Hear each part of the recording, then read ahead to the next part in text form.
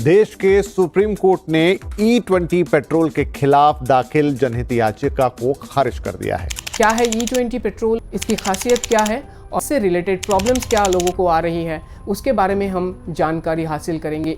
E20 petrol मतलब 20% ethanol वाला petrol, जो कि एक कंट्रोवर्शियल टॉपिक बन गया है पूरे देश भर में। लोग बोल रहे हैं कि इसकी वजह से गाड़ियों में दिक्कत आ रही है, गाड़ियों का परफॉर्मेंस गिर गया है और असली वाला पेट्रोल मार्केट में मिल नहीं रहा है। आज हम E20 पॉलिसी के फ़ायदे, नुकसान और इसके रिलेटेड जितने भी फैक्ट्स हैं वो मैं आपके साथ शेयर करूंगा और मैं आपको ये भी बताऊंगा कि E20 से बचने के लिए आपको क्या करना चाहिए। मेरा काम है सोल्यूशन बताना। E20 का मतलब 20% एथेनॉल ब्लेंडेड पेट्रोल, यानी कि 1 लीटर पेट्रोल में 20% एथेनॉल मिला हुआ है, मतलब 100 लीटर में 20 लीटर एथेनॉल।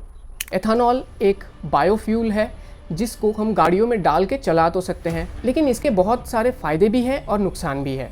एथेनॉल गन्ना, मकई और चावल से भी बन सकता है। ये पेट्रोल में मिलाने से पोल्यूशन तो कम होता है, लेकिन पेट्रोल की एफिशिएंसी भी कम हो जाती है। इंडिया का टारगेट था 2030, यूनियन मिनिस्ट्री ने इसको 2025 में ही इम्प्लीमेंट कर दिया। इस प्रोसेस में भी काफ़ी सारे चैलेंजेस आए हैं।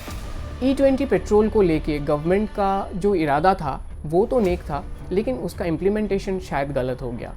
बेसिकली गवर्नमेंट का इरादा ये था कि गवर्नमेंट किसानों की आय को दुगना करे, बर्बाद हुई फसलों से जो भी बायोफ्यूल बन सकता है उसको यूज़ करे। इंडिया का जो डिपेंडेंस है बाहर की कंट्रियों के ऊपर रिगार्डिंग क्रूड ऑयल, उसको घटाना है। हम 85% क्रूड ऑयल बाहर से मंगवाते हैं। पेट्रोल में सिर्फ 10% एथेनॉल मिलाने से $13 बिलियन का फ़ायदा इंडिया को होता है, और 20% एथेनॉल अगर भारत पेट्रोल में मिलाना शुरू करे तो भारत को $28 बिलियन का फ़ायदा होगा। एथेनॉल एक क्लीन फ्यूल है। जितने भी गाड़ियाँ कार्बन एमिशन करती हैं, एथेनॉल के यूज़ के बाद कार्बन एमिशन में कमी आएगी। चलिए डिस्कस करते हैं एथेनॉल ब्लेंडेड पेट्रोल से दिक्कतें क्या आएंगी। अगर हम बात करें E20 को लेकर तो इसका पहला प्रॉब्लम है माइलेज इश्यूज़। कोई भी गाड़ी या तो E5 होती है, E10 होती है, E20 होती है। भारत की मैक्सिमम गाड़ियाँ E20 कंप्लायंट नहीं है। माइलेज इश्यूज़ तो आएंगे ही। पेट्रोल का कैलोरीफिक वैल्यू ज़्यादा होता है एज़ कम्पेयर टू एथेनॉल। आप गाड़ी में E20 पेट्रोल डालते हैं और एज़ कम्पेयर टू आप अगर पेट्रोल डालते हैं गाड़ी में, तो सेम डिस्टेंस तय करने के लिए आपको ज़्यादा एथेनॉल ब्लेंडेड पेट्रोल डलवाना पड़ेगा। हमने ये भी देखा है कि माइलेज 7% to 10% ड्रॉप हुआ है बहुत सारी गाड़ियों में, लेकिन शॉकिंग चीज़ यही है कि पेट्रोल का प्राइस पहले जैसा था, अब भी वैसा है। सेकेंड प्रॉब्लम की अगर हम बात करें तो वो है कंपैटिबिलिटी। भारत की ज़्यादातर गाड़ियाँ E20 पेट्रोल के लिए कंपैटिबल ही नहीं है, जिसकी वजह से गाड़ियों में जो फ्यूल पम्प्स होता है, गाड़ियों में जो रबर के पार्ट्स होते हैं और मेटल के पार्ट्स होते हैं, उनको डैमेजेस झेलना पड़ सकता है।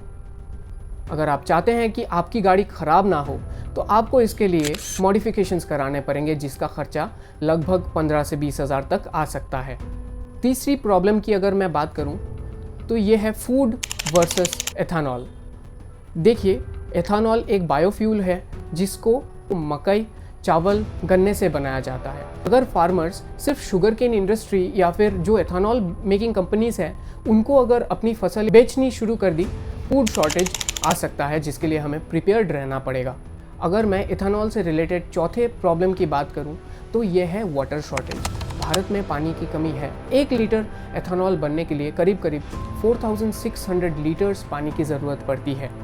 सरकार तो ये बोल रही है कि एथेनॉल ब्लेंडेड पेट्रोल यूज़ करने से आपकी गाड़ियों में कोई दिक्कत नहीं आएगी, लेकिन इंश्योरेंस कंपनीज़ का ये मानना है कि ज़्यादातर गाड़ियाँ E20 कंप्लायंट नहीं है। इसके लिए अगर गाड़ी में कोई भी डैमेज आती है तो इंश्योरेंस कंपनीज़ उसकी रिस्पॉन्सिबिलिटी नहीं लेंगी। अगर मैं बात करूं दूसरे कंट्रीज़ का एक्सपीरियंस, तो मैं ये कहना चाहूँगा कि ब्राज़ील जैसे कंट्रीज़ के अंदर ज़्यादातर गाड़ियाँ फ्लेक्स फ्यूल पे चलती है। पेट्रोल में बहुत सारे वेरिएंट्स हैं, E5, E10, E20। उसी तरह गाड़ियों को भी उसी तरह से ऑप्टिमाइज़ किया गया है ब्राज़ील या फिर दूसरे कंट्रीज़ में।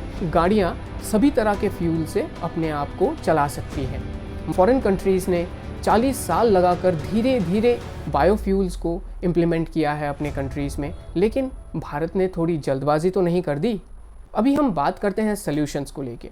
कोई भी गवर्नमेंट किसी तरह की पॉलिसीज इंप्लीमेंट करना चाहे तो उसके लिए तैयारी होनी चाहिए, क्योंकि आपका इंटेंशन अगर अच्छा है तो एग्जीक्यूशन भी अच्छी तरह से होना चाहिए, वरना आपका जो अच्छा इंटेंशन है वो भी बुरा बन सकता है लोगों के सामने।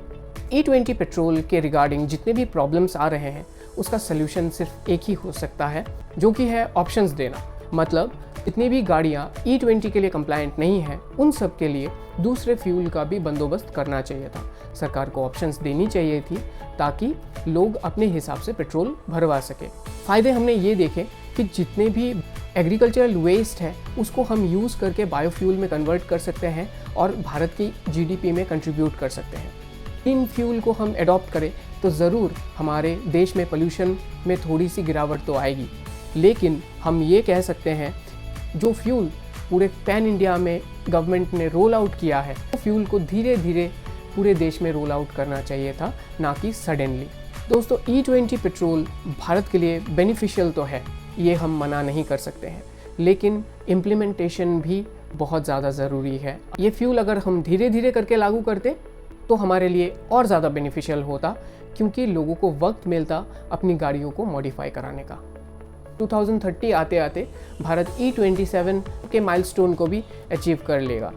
अगर आप चाहते हैं कि आपके गाड़ी में वेयर एंड टेयर कम हो, अगर आपकी गाड़ी E10 कंप्लायंट है तो आप GOBP पेट्रोल डलवा सकते हैं, जिससे आपकी गाड़ी में वेयर एंड टेयर कम होगी। इससे आपकी गाड़ी में होने वाले नुकसान से भी आप थोड़ा बहुत अपनी गाड़ी को बचा सकते हैं, अपने पैसे को भी बचा सकते हैं। और XP95 वाला जो पेट्रोल है वो आपके किसी काम का नहीं है, क्योंकि उसमें भी 20% एथेनॉल मिलाया जाता है। बाकी आप इस E20 पेट्रोल को लेके क्या सोचते हैं आप ज़रूर कमेंट सेक्शन में बताइए। This is Shubhashish signing of.